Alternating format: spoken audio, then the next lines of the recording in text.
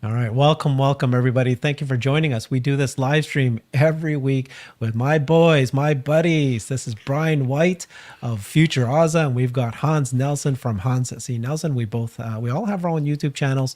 Let me do it this way. Looks better. So, what the topic today is: what will it take for Tesla stock to do a turnaround?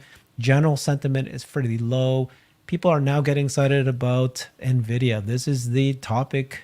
This is the stock of the century, people are saying. And so, what's happened to Tesla, right? And it's been very much in the doldrums for a long time. And so, we want to talk about, is the FSD version 12, that excitement starting to build? Is that enough to turn the stock around? What about Elon's compensation plan? There's news that we'll share that we've been talking about recently, that there's a potential that at any day, maybe a negotiation could be structured, maybe 6 months from now. What about the Cybertruck? Is there some sort of halo effect? And of course, bots. Is there a demo like that? Could that be enough?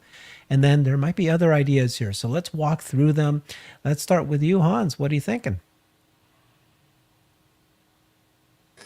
Yeah, I mean, I think all of those things are things that we could be looking for. And just from a high level overview, one of the things that I would like to say is that the Warren Buffett quote, buy when there's blood in the streets, is something to keep in mind, that when the sentiment is low, and pretty much everyone is bearish, everyone has written off a company, that actually, it doesn't necessarily mean that that company is a company that you should invest in, but it does mean that if they can turn around the story, that that's a good opportunity. And it feels like that's kind of where we're at right now with Tesla, is that with shiny new objects like Nvidia, who is performing extremely well right now, a lot of the attention has shifted to these companies that are able to, bring in massive profits from this AI boom that's happening today.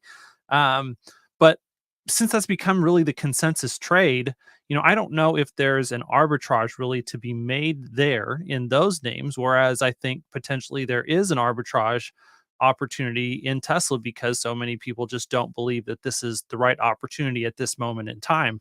And so, yeah, I think there's a lot of interesting things that Tesla has going for it. And there's a lot of potential narratives that are coming about over the next, it's hard to say, is it the next 6 months? Is it the next 12 months? Is it the next 24 months? But, over really the next couple of years, there's a lot of things that we expect that should have, if we are correct about our predictions, a massive impact on the narrative of what are the future earnings potentials of Tesla, and are they close enough for us to really need to start getting in early on those things. Yeah. So obviously, like you Well, said, cyber. no, sorry. I want to clarify. I'm not talking about years from now. I want to talk about now. I want Mhm. to talk about the next 3 months, 6 months. What can make the Tesla stock turn around? Are you just conceding, Hans, that it's going to be flat for the entire year? Is that what you're saying to me? Wait till next year. Wait I till have 5 years from now. no idea. So that's the thing about these, if we're trying to predict, I think it's very possible. Like, there are some things that I'm very confident that will happen in the next 2 years. It's very possible they could happen in the next 3 to 6 months. But my ability to be super confident in that 3 to 6 month time frame is a lot fuzzier. And I have the patience to say, I'm confident these things are going to happen in the next 2 years.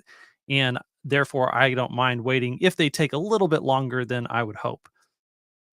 Okay. So I mean, go I, ahead. Go I'm ahead. You of go first, I'm Brian. of the opinion. Yes, of course, I am of the opinion that there are some mini catalysts going on right now. We have been in a drought of exciting news. The only thing we've really seen in the last year is announcements without any real promise and the actual first deliveries of the Cybertruck. We're seeing some mini good news right now, and that might be enough to swing sentiment. Cybertruck is not just out, it's ramping. Model 3 Fresh is getting exciting. People are actually getting their hands on it. It is generating interest. And then we've got all these other things. We've got a potential for the end of the overhang from Elon's package. Who knows? It appears that they will be negotiating to see if they can find a solution to make it go away more quickly. But I see a number of things on the short to medium term horizon that could be exciting. If they break ground in Mexico, that would be exciting, and I believe they will within a matter of months. But just the things right now, the Cybertruck and the refreshed Model 3, I think are small things that can give us a small bump that we so desperately need. Yeah. So here's my thinking, right? So of course, people are very excited about the AI boom. So all the way you know that is if you look at the Mag 7, their stocks have all skyrocketed since last year, continuing now. Nvidia is primarily because they're making huge sales in chips. Tesla has not taken advantage of this AI boom. So what can happen? What needs to happen? Well, I think that there's a moment in time this year, not having to wait till next year.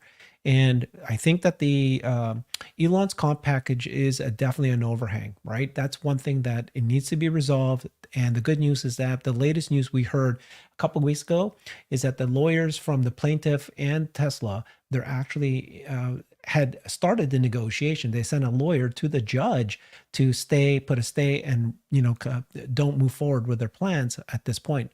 This is a good sign that there might be a negotiation, and if that happens, that is put to rest, and that a master plan is put in place for Tesla, for Elon, right, for his next comp package. It's going to be about AI. It's going to be about path to AGI. It's going to be about the bot. It's going to be about full self-driving, massive goals. And so that needs to happen first. But this AI narrative has to happen this year. This is the excitement. This is where people want to put their money in. And so if Tesla is able to show the version 12 and that goes out, and so far it's coming out really well, right? So it's just a small numbers. I think we believe it's about 1 to 2% of drivers are getting to experiencing it right now. But the feedback is fantastic. We'll talk about some new videos that was dropped by beta testers that is just mind-blowing in terms of what FSD version 12 can do that 11 couldn't do before. If this continues and that story truly turns into a positive where people are starting to rave about version 12 and that gets spread, that's a way to show that Tesla truly is an AI company. And then the next step is the bot. They drop bot demos. They're an AI company. And then once he clarifies the path of where this is going, when I interviewed Dan Ives and talked to Gary Black, these institutional analysts, and asked them, what will it take for the Wall Street, to actually give value to Tesla as an AI company? And they said that they need to show a monetary path. They need to just explain how Tesla is going to take advantage of that. So if FSD version 12 comes out, that one is clear, right? Because they can show that there's an uptake for FSD, just FSD without robotaxi. They can show that path. And I think if the bot demos more intelligence and then shows that it truly can do useful work, then that will be another path. I don't know to what extent they actually have to show that they're selling it like NVIDIA is, right? Making $60,000. Do you have to wait until that happens? But I think there's still going to be a bump. There could be a turnaround from this negative sentiment, at least. That can happen fairly soon in the next 3-6 months from now. If it's all about, for me, the AI story. If they don't do this, it's like the car story. It's great, but no Cybertruck launch, none of that. If we start, the rave reviews of that, that's not going to move the stock. That's really baked in already. And even if they do the Giga Mexico announcement, that's already baked in. People already know that that's happening. It's got to be something shocks the system, right? A net new announcement of India, maybe that might turn around the sentiment, but I still don't think it's just going to be the auto. I think it's got to be the AI story. What do you guys think about that? I would say that on that, the V12 videos are doing some pretty exciting things. I was deeply skeptical of version 11 because where I live, it just doesn't work. But I've seen version 11 work well in other places. I've experienced it working well in other places. And V12, if it's doing what we believe it's doing, which is full neural nets, geography agnostic, then it's going to work as well where I live and where you live and where everyone lives as it does in the places where it's had the most training, the most engineering focus. So I think V12 alone, these videos get out. Even though the mainstream media only likes to cover the failures, these get out. Social media is bigger than mainstream media now, and you can only keep a good story down for so long. When it comes to something like India, I believe India would absolutely move the needle. And not just because It would attract new investors in India who get it, but also Indian expats living around the world who have some national pride that they want to invest in it. When we saw Tesla go into China, we saw a lot of Chinese Americans, Chinese Canadians who said, "I get it. I'm going to invest in this company," and that could have been a big deal. So I think that would give both of those would give a big bump in that regard. You think so, eh? Did you guys see that video that was just released recently about Tesla's potential office in India? Yes, but I saw that it was a video. I didn't bother watching it because it said it was like some film crew shooting Yeah. B-roll, something. I didn't So watch you're- it. Yeah. Okay. Deeply skeptical. Yeah. Okay. So on the FSD front, I think that there's some opportunities that they have in front of them to release something that is very interesting, that could potentially have a large mover on the stock. We do need to see some, I think, revenue recognition from that. But if I don't know how much revenue that they are still not recognizing up to this point, um, for the full FSD beta package, and if they are delivering, you know wide adoption or FSD version 12 widely to the entire fleet, at that point there may be, some additional revenue that's been kind of held in reserve that they're recognizing. That could be a bump to the bottom line. And then they have a lot of options where they can kind of signal where this is going. One of those would be that, I don't think that they're going to be to the point anytime in the next 3 to 6 months where they're ready to offer a free trial across the entire fleet in North America.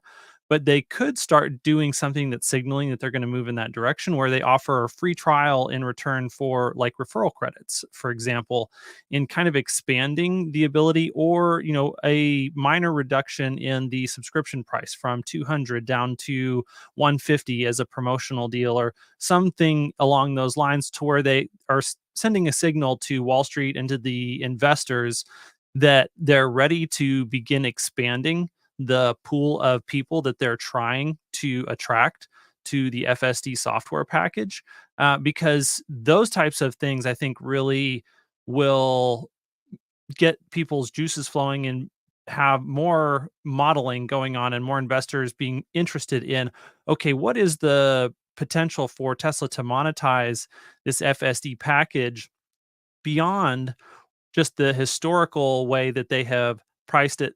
It's priced at $200 a month, or $12,000, or $15,000, whatever those things are.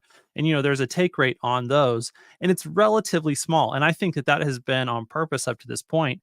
So if they can kind of break that mold that people are using to think about and model the potential of FSD in the future, and say, hey, we're willing to play with pricing, we're willing to play with functionality, and we're going to use those things once the system is safe enough to try and increase the overall SaaS revenue that we can generate from this incredibly valuable software product. And I think that if they do those things and then they can show, hey, these are the results of those changes that we've made, that does have a potential to really be a big mover. Let me show you guys this video that just dropped this morning from this user called Arthur X. And he shared this, he's playing around with FSE Beta 12. And this maneuver that this car was able to do by itself is pretty shocking. And this could be just another signal that FSE 12 could be much bigger than we all think. So he calls it the one where it parks itself. So he said, after consistently having the car either park itself into a stall if my destination was a parking lot, or pull to the curb out of the roadway if the destination was a street. So this is already happening. The car does these things. And that by itself is already very, very, very kind of impressive, right? It'll park into a stall at a parking lot. It'll pull to the curb. But this is what happened this morning for him. He set the destination to a random alley in downtown Sacramento. The car pulled into the alley, driving slow. Based on my previous experiences earlier in the drive, it appears to be looking for a spot. Seems like it couldn't find one it could fit into. So instead of stopping in the middle of the roadway, like that's how version 11 and previous 11s have versions have performed, the car rerouted itself around the block, went back into the alley. And when it gets back into the alley, it immediately parks into a parking stall instead of, deciding, hey, it's good. Instead of trying to bring this person closer to the destination, I know that there's no parking there. I'm going to go ahead and park even further away. This is exactly what I would have done if I was driving. After seeing there was no parking spots the first time, I would have driven around the block and parked in the first available spot I could find. So this is like pretty shocking, right? Whether or not this is what actually happened is up for debate, but based on the previous 5 or so tests I performed before this, it really does seem like it was looking for a spot to park. I'll post the video. So let's watch the video a little bit, but while we're watching this, what do you guys think? I mean, this is just one example of another behavior by FSC 12 that shocks people to realize that this is, what possibly could be happening, right? It's thinking on its own. I mean, what do you guys think? If there's like more and more of these kinds of videos where it shows that the car's thinking on its own, right? To me, this is a step change. To me, this is evidence that it might be a lot closer than I realized, and perhaps even about as close as the most optimistic people realized. This could be very exciting. Yeah, these types of just, sudden solutions to lots of, not just 1 or 2 or 3 issues, but lots and lots and lots of edge cases that previously were unsolved, all at the same time. Like, this is the reason that we moved to nothing but nets in the first place. And it's an incredible piece of proof that this hope that, nothing but nets would solve all these problems at the same time is very much intact. Yeah, so it went through the alley, didn't find a parking. Now he's not driving the car. The car's driving him, and it has to decide what to do. I need to find you parking because you told me to be here. It decides to go back around because it saw parking earlier. And also, it went over that speed bump very nicely. It did. I don't know if we're reading way too much into this, but the car is deciding this on its own to circle the block by itself here, and then it's going to go ahead and find parking, even though it's further away than what he had originally asked for. I mean, yeah, is the car thinking? Is the car deciding this on its own? It's just, this is the kind of stuff you need if you have robo-taxi, right? It needs to be able to be this smart. Yeah. So now it's going around the block. If these videos get out on social media and people don't look at this and say, this might be closer than we realize, there are people who will get this, who will understand it.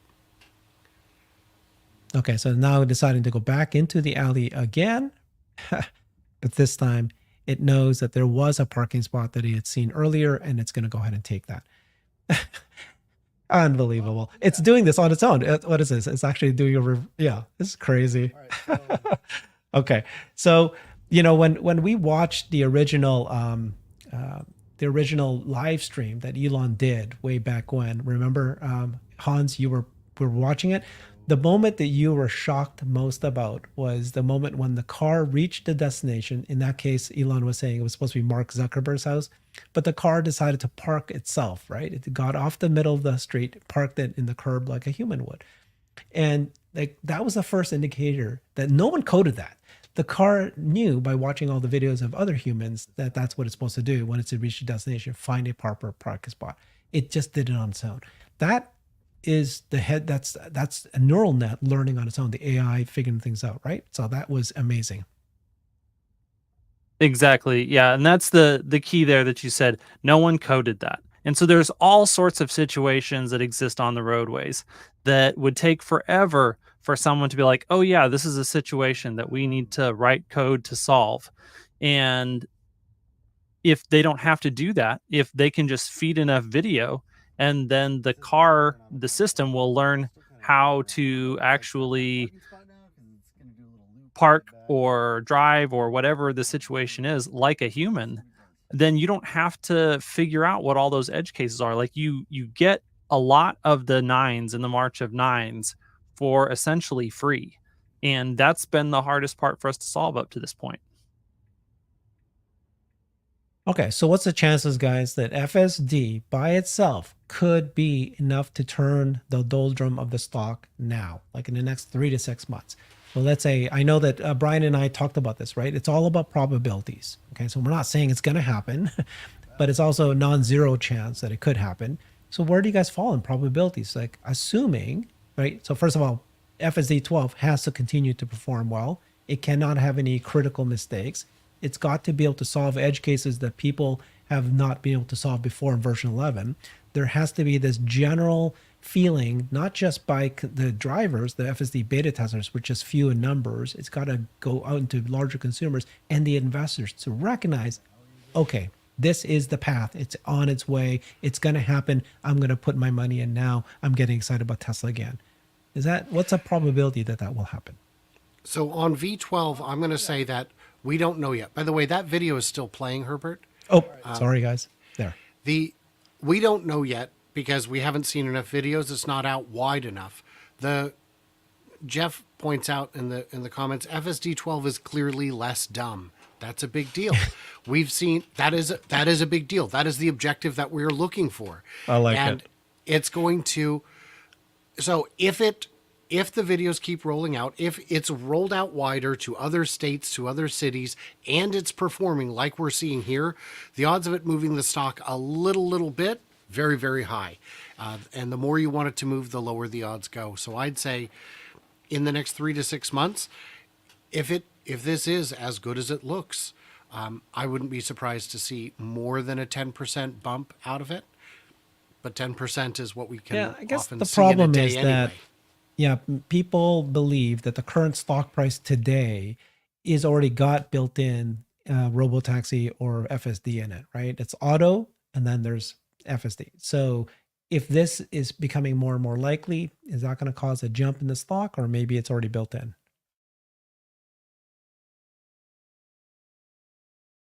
Well, I would say for retail, it's built in. I'd say for retail investors, maybe level 5 could be built in already.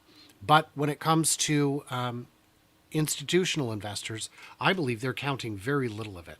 I believe they throw darts at dartboards and try and guess what the stock price is, and they have no real idea of worth. And we've seen that because price targets are all over the place and arbitrary, and they often update them just because the stock has moved so much they just need to recalibrate.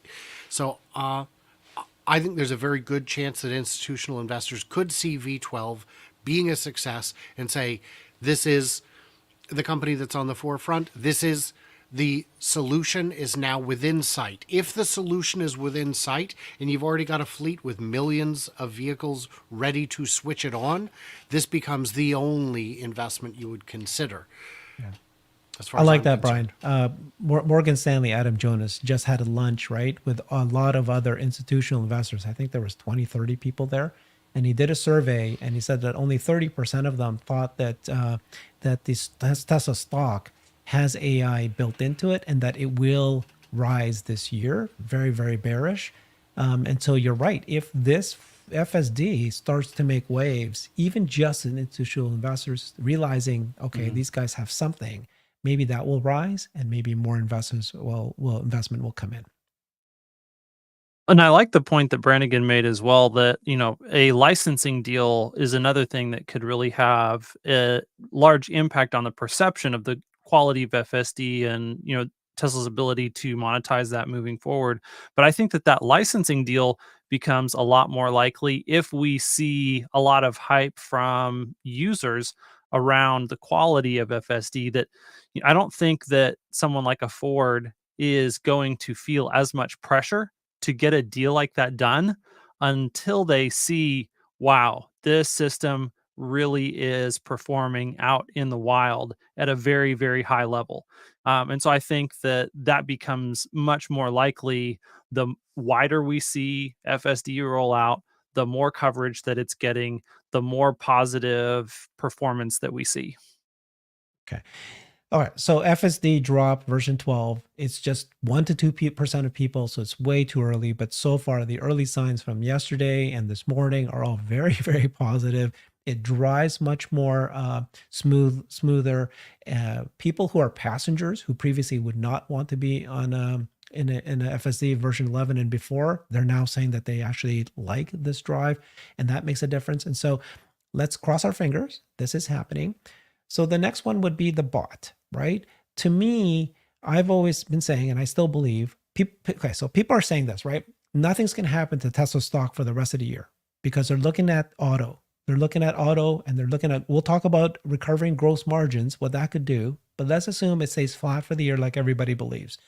There's no excitement because Cybertruck is going to be low numbers. Gen 2 won't be until next year. The bot, some people are saying, well, because he said that it's going to be shipped next year and some numbers of Optimus will be shipped next year, that he said, okay, let's assume nothing happens. I think that that's the wrong way to think about it. Since January, we're literally just 2 months into this year, there has been massive announcements and demos on the bot industry, right? You have figures showing that their bot can now do autonomously manipulating a Keurig machine.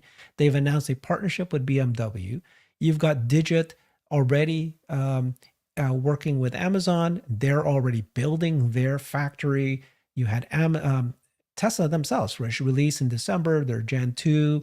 They showed that they can now, teleoperate it to be able to, it has the dexterity to defold clothes.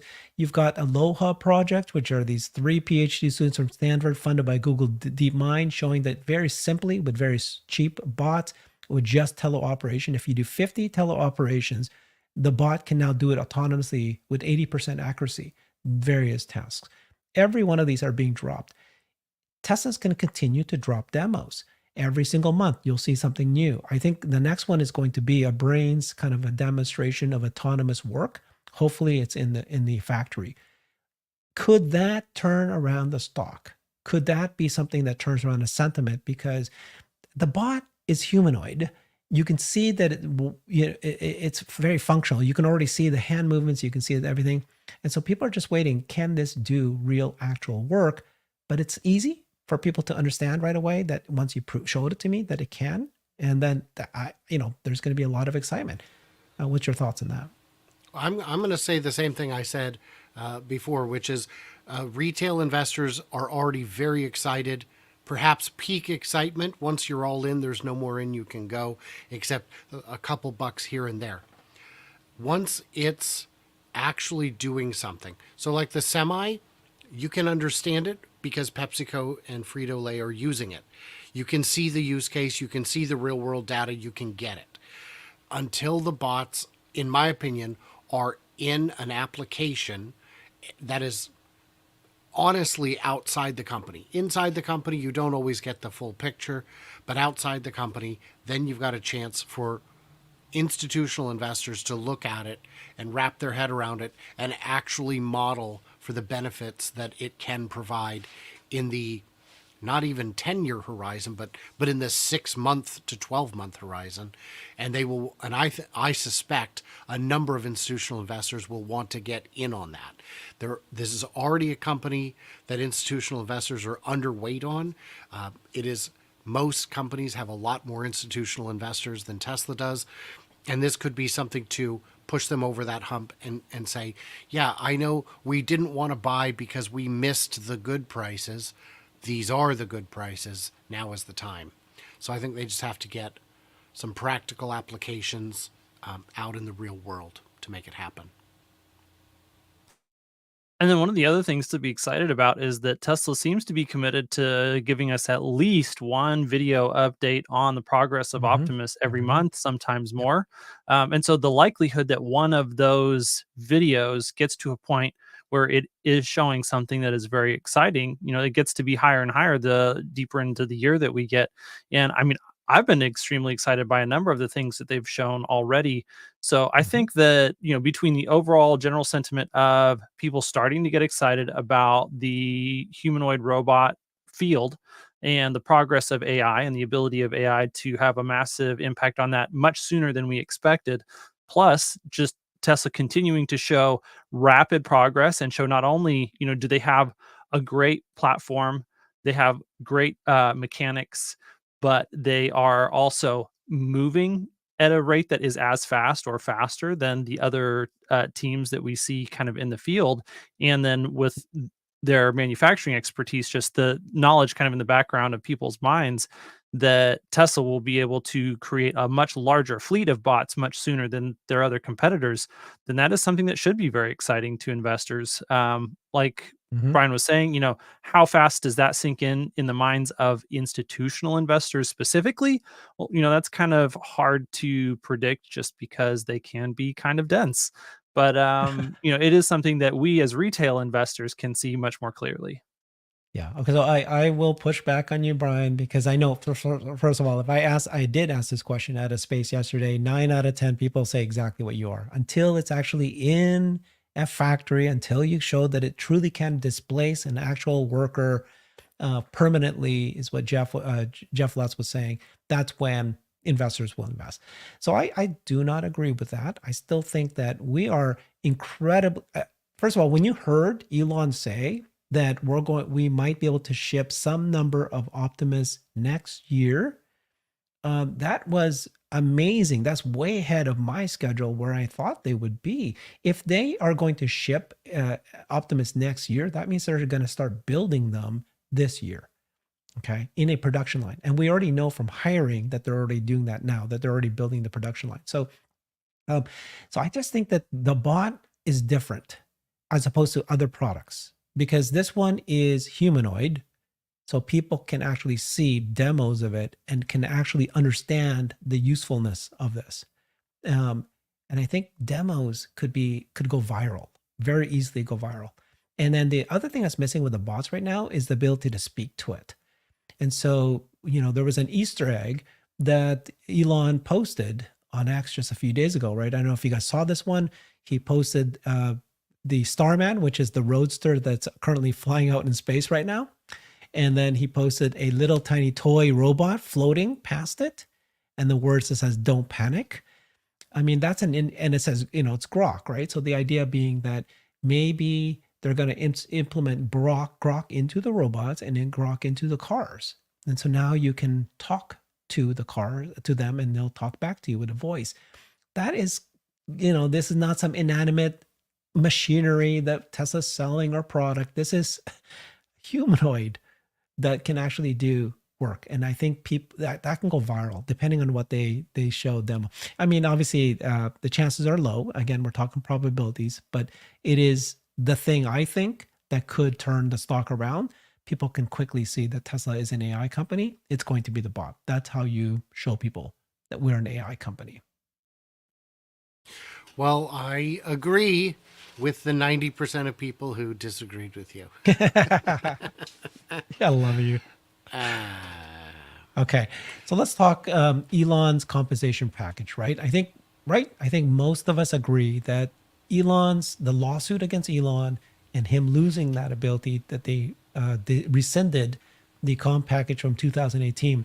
This now puts this in kind of a confusion, uncertainty, and people don't like to invest in anything that there's a lot of uncertainty. And when your CEO, the most important person in your company, has this where his previous comp package has been rescinded and he's not even being offered something that's out there. So if that is resolved, do you guys think it's a massive overhang that I've been calling it? That's one of the reasons why it's kind of sitting there flat and everyone else is rising, but Tesla's stock? I agree that it is an overhang. It's uncertainty, and like you said, the market does not like uncertainty. There was a comment much earlier where someone said, "Relax, Elon's not going anywhere." Right, and I saw I'm that. not saying that he is. I'm saying that it's an overhang. There are question marks. We don't know how the comp plan will be settled, resolved, whatever. We don't know what award this crazy 7, 8, 9 shareholder wants or expects. I think, and I've said this before, the most fair thing would be to purchase back his 9 shares from him at full Oh, no, 2017 wait, Brian. prices. I need to clarify that. The guy who had the 9 shares, he's already made a deal with the lawyers. All he's getting is $10,000. The lawyers just pay him $10,000 to put your name here. Right. This is 100% about the lawyer fees, what they want to get out of this. He's Billions a and billions of professional. dollars. He's a professional plaintiff. Lucky to have no soul and be able to do such things. They just picked So, somebody that says, if yeah, I pay you anybody. 10,000, would you be willing to put your name on this thing? That's all Yeah. this was. Yeah, effortless. So that whole thing, it will be resolved. I don't know what the settlement would be. And it's crazy. The idea that Tesla could agree to a settlement where they say, look, we'll pay some legal fees and now the comp plan is legal is absurd. The whole thing Yeah, is that's crazy. But I do think there's an overhang. I do think having it in the past would help. And in large part because then we would get to see the next comp plan. We would get to see the next milestones. We'd get to see, look, here's where we're actually going. And if you want to make sure that Elon never makes another penny, all you have to do is count on these things being unrealistic. And the more unrealistic they are, the more excited I'm going to be. Because he's going to, if anybody could hit him, it's going to be him. And that would create the potential for the new run-up. So I'm excited for the issue to be resolved and the next comp plan to be at least considered, if not announced. Yeah, my very scientific analysis says that it's about 10 to 15% of an overhang. But I totally agree with Brian as far as what I'm most excited for, 10 to 15% really insignificant in the grand scheme of my hopes for the execution of Tesla. So, and there's always going to be things that are moving it up and down by around that percentage. And so it's going to be hard, even if that does happen, to attribute, okay, which parts of the move in the price were due to this versus that versus this. But the goals on the next comp package, that's going to be really incredible to see, what is Elon shooting for? How insane Yeah. does it seem? And what are the implications of those goals? And that could be the thing that makes the stock skyrocket because they know that Elon will achieve that, right? And that's going to be very exciting. So Paul asked this question: why not just buy the lawyer's firm cheaper than the settlement? Hilarious. I'm But sure that it'd is- be illegal, but it's hilarious. But that is exactly what's actually happening, right? So the settlement is between the law firm and Tesla. And the law firm says, I want you to pay me $2 billion. They're negotiating right now, which is very good news. And if Tesla agrees to it, right? We talked about this in a previous show, whether or not Elon would actually agree to this. But if he does, they go away. They just pull off their lawsuit and this is done. It's just terrible. But so yeah, if there is a master plan, I keep calling it a master plan, but actually what it is a comp plan for Elon that is amazing, right? So they go, we'll pay you a ton of shares if you hit $5 trillion market cap. And then Elon has been saying, right, for the last, 6 months, he's been saying that I see a path for us to be larger than Apple and Saudi Aramco. The reason he's been saying that is he has already been negotiating with the board about his new comp plan.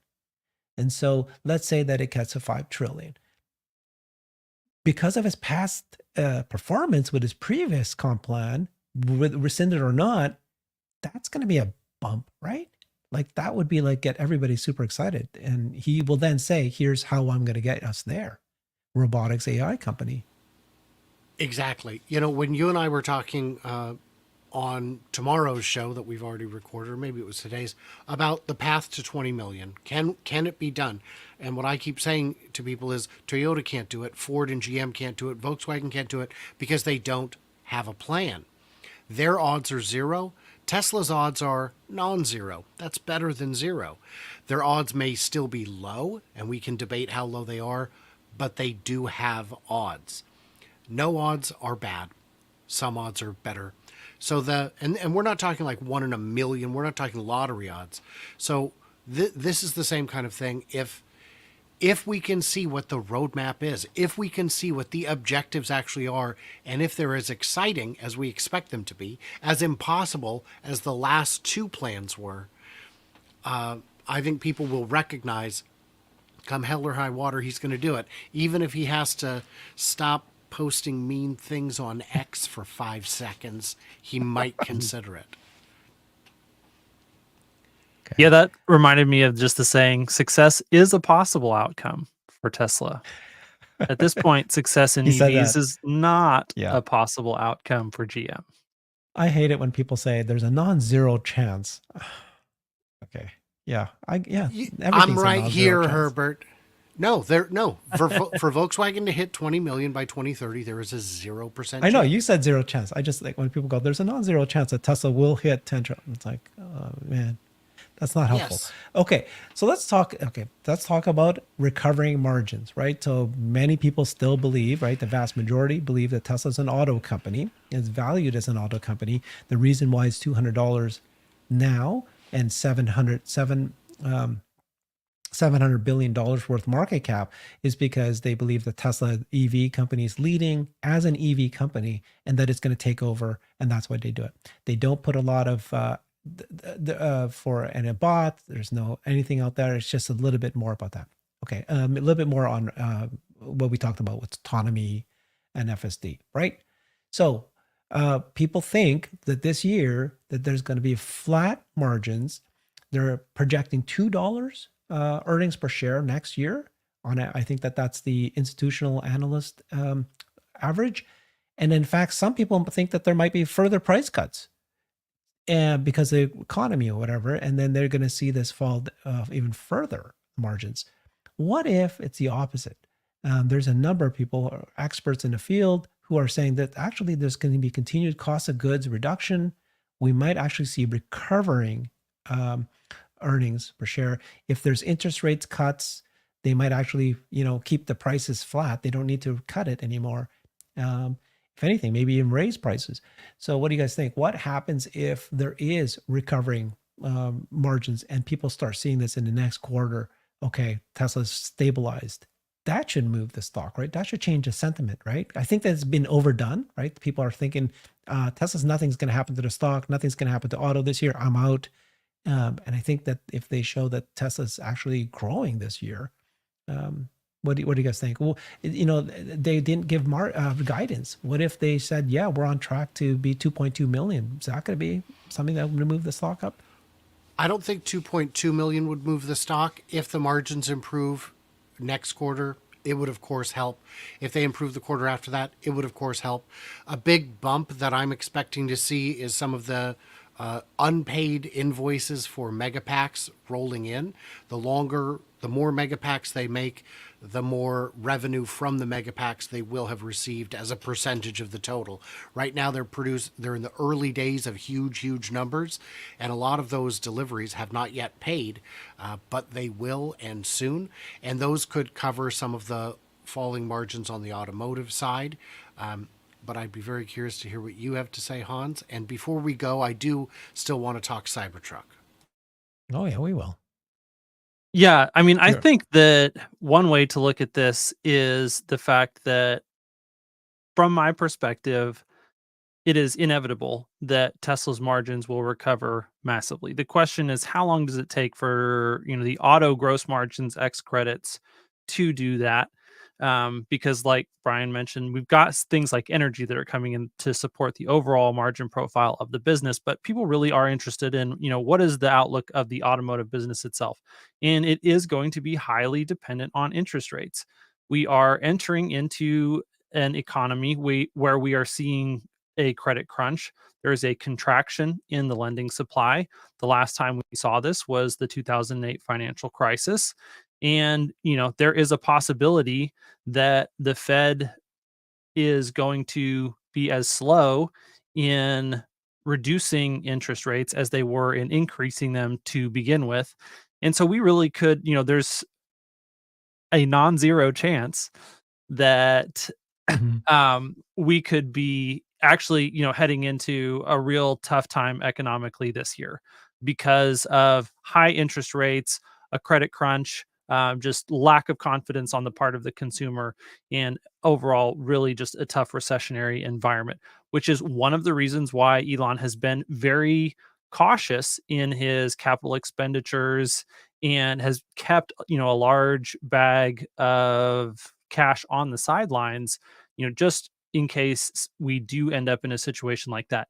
So if that ends up being the case, I don't think we're going to see any margin expansion this year. But I would say that it's possible, low chances, maybe 10 to 25% chance that that's the outlook this year. So which leaves 75%, on the most, if I said it was 25% likely that was going to happen, then 75% chance that something else is going to happen. A big chunk of that is going to be pretty much the same as today. But on the optimistic side, which I would say is maybe 30 to 40% likely, is that because we are really challenged right now to service the national debt, that the Fed will in fact reduce interest rates sooner rather than later. And as they reduce those interest rates, that will really set the economy on fire, and that we will actually be climbing out of this hole quickly.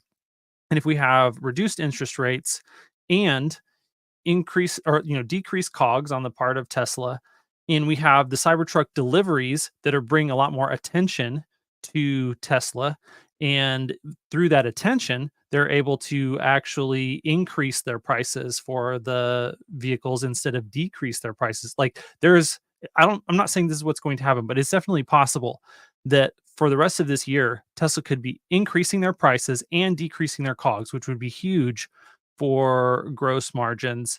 And that, based on them beginning to do these localized advertising campaigns, they are continuing to get more and more comfortable with how to increase their demand in ways that are not necessarily as compressive to the pricing of their vehicles.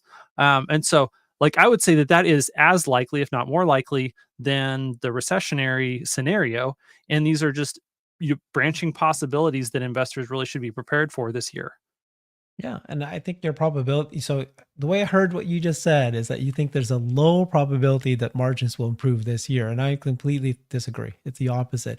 Jeff Lutz has been saying that he sees cost of goods completely continuing to reduce.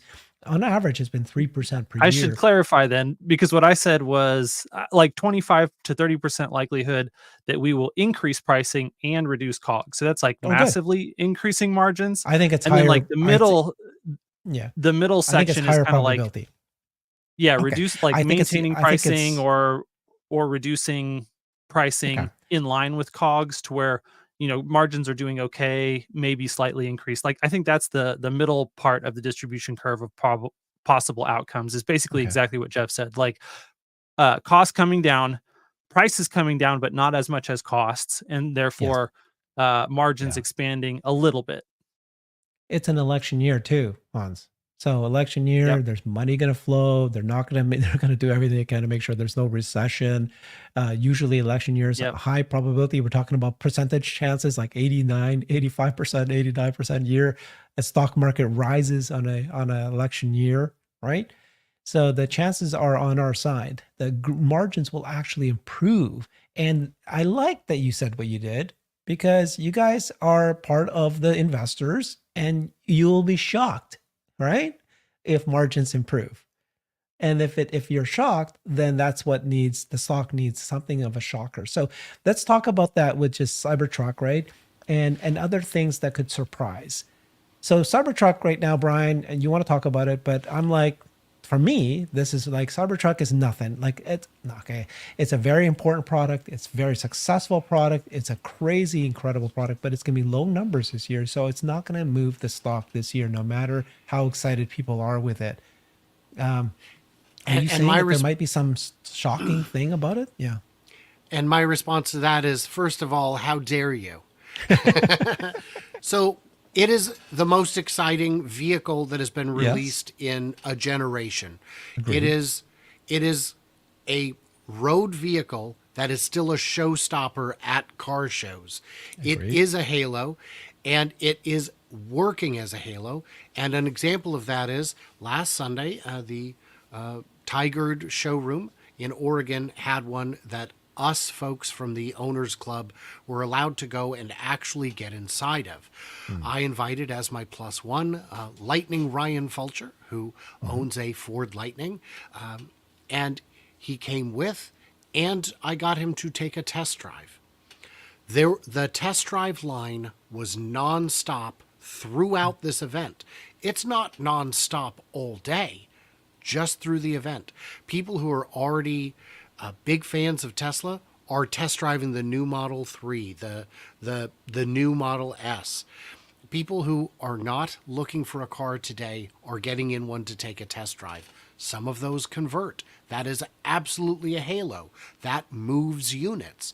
That's why they put these events together. It's not because they need people like me to see the inside of a Cybertruck. I mean, people like me, they do, but I mean, the greater public, those folks can wait their turn. No. But it's going to be, it is a halo. When you see it in front of showrooms in China, people go to the showrooms. When you see it I'm trying to remember all the other places we've seen it. Japan, I think, maybe is getting one.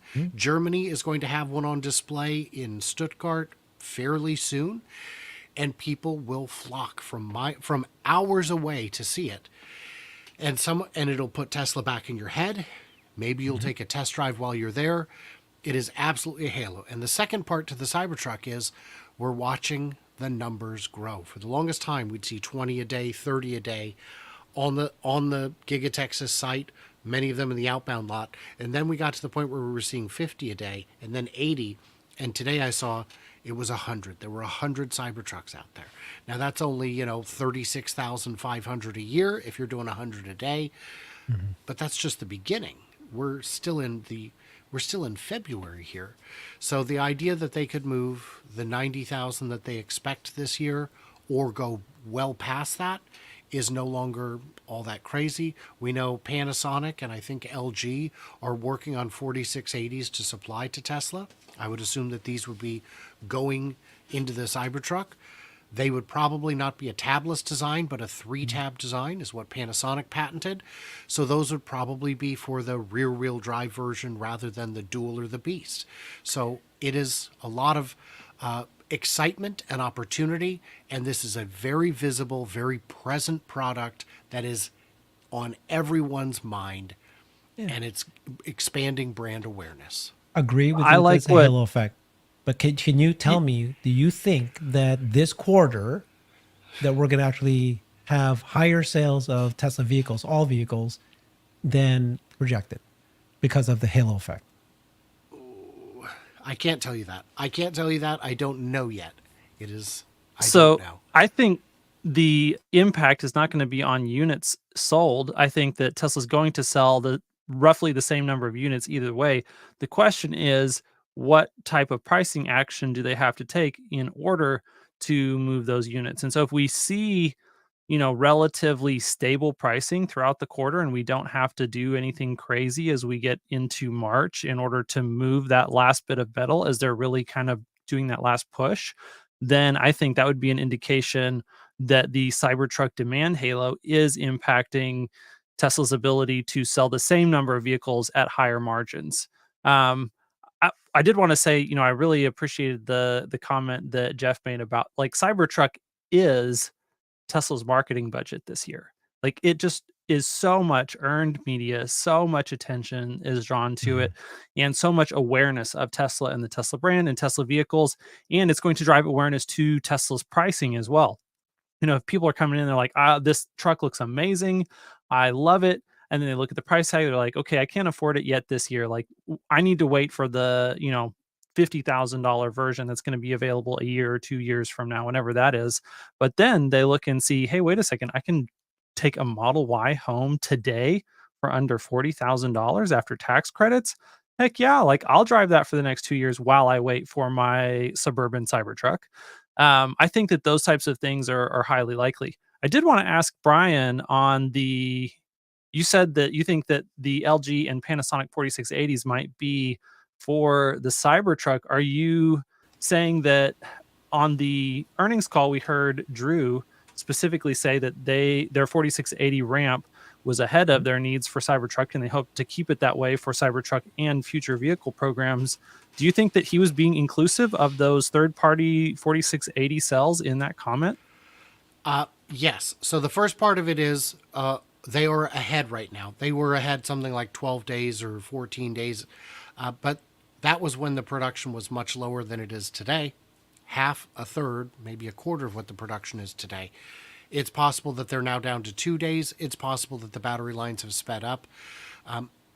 But if they could get an infinite supply of 4680s today, then I think they would crank up the production speed on the Cybertruck line to match. Because I think even though they're well matched to it, I think it is the bottleneck for them. So that is why. And I don't know when those 4680 lines from third parties will come online. It could be that those are just what's needed to get the 2170s out of the Model Ys that are made in Texas. It could be that they want to get those back to, because if they can get those back to US made cells, that frees up the Nevada cells to go in the Semi or into other products in Fremont, so that all the cars qualify for the incentives and not just some of the cars. Okay, so let's summarize what we've talked about today, right? The three ways that possibly Tesla could have a U-turn and massive comeback. We talked about FSD version 12. If this comes out, so far early signs are looking like this is exciting. If it continues to be exciting, if they rolled it out further wide, more people get their butts in the seats, experience full self-driving in a very comfortable way, in a very safe way, this could be a sentiment turnaround for the stock, and people get excited about it. They see Tesla as an AI company. Another one was the bot. They can do more demos every month. There's a demo. Could that turn around people's minds about what Tesla stock and what Tesla is all about? Not just a car company, but a bot robotics AI company. And the third one we talked about was Elon's comp package. If that comes in and they've announced a negotiation and that's resolved, plus combined with that is some, like somebody put down shock and awe compensation plan, saying that Tesla's going to, we're on path to become a $5 trillion company, a $10 trillion company at some point in the future. Here's how we're going to get there. What's your probability that you think for each one of them? Which is most likely? Over the very short term, I'd say version 12, because that's something that we'll be able to see before the quarter ends. Once the quarter ends, it could be the production number, and then in the middle of the following month, the end of the following month, it could be the margins, but I don't expect it to be the margins. What do you think, Hans? Yeah, I would just say the biggest one to watch this year has to be FSD, just because of its the size of impact that FSD can have in the medium term is bigger than the impact of any of the other ones individually. I think that, the other things could definitely happen. They could have an impact, but whatever that impact is, it would pale in comparison to what we would see. If people get to be convinced this year that FSD V12 gets us anywhere even remotely close to robotaxis, that is such a monumental shift in the valuation of the company that it just makes everything else look like small potatoes. Obviously, bot over the long term can eclipse that, but I don't expect any epiphanies in the market about the size of that opportunity this year. Okay. I still am clinging to, you're kind of convincing me a little bit, because you reminded me that Tesla's a car company in the minds of 99% of people. And so the FSD kind of transformation of this car company is a lot easier for them to understand. But I tell you, the bot is something that is just such a massive market and it's also something that can go viral in terms of the consumer view. And what's happening right now in the world is AI. People are understanding that that's the thing. That's where money's flowing, right? And so if Tesla is now seen as a robotics AI company, that's when the money starts flowing. And I think that it's not. I would say today, even so taking the chances are, even taking your logic right there, Mhm. of all the money that's being thrown at AI right now, what percentage of it is AI robotics, and what percentage of it is NVIDIA and AI chips and LLMs and those types of technologies? And at least from my it's vantage all point, NVIDIA. It's 100% yeah. NVIDIA. Of And course. so that's where the market is assigning the most value right now. And so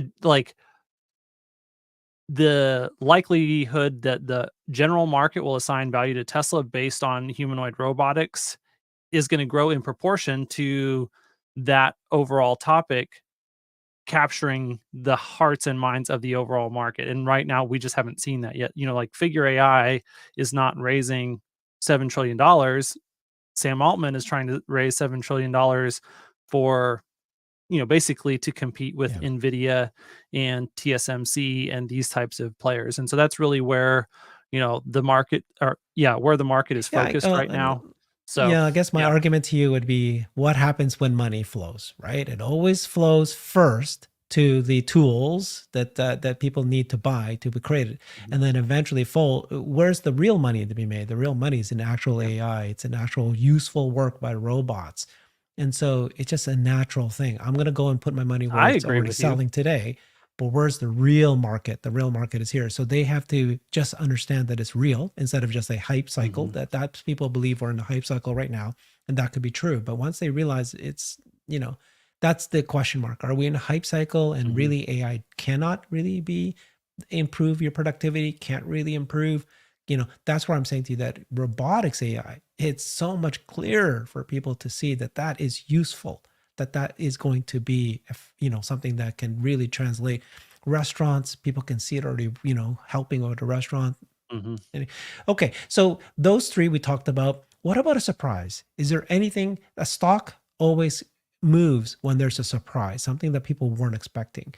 What could be? FSD license. Now, in the earnings call, Elon threw cold water to that, right? It sounded like there is no one out there that's asking or is close to signing an, FSD licensing with them. Is there anything else that you guys think could be a surprise? Product unveiling. If we get to see the compact or hear about the compact, I expect to see that sometime this year, realistically the very end of it. But even if it's leaked images of something that's real and not just drawings, that would I believe move it. I believe that would move the stock. We could finally have Roadster deliveries. That would be cool. I don't think that's not going to move. That's not going to move the stock. Well, that won't move the stock. That's true, though. It wouldn't move the stock. It would be very exciting. I'd love to see it. I appreciate your optimism, but yeah. Hey, that's why I said I put it in the category of surprise. It still won't move the stock. Surprising, but it would be a surprise. Okay. Well, thank you guys very much. We do this every week, every Wednesday. Thank you for joining us for our live stream. Appreciate everybody. See you soon. Bye-bye.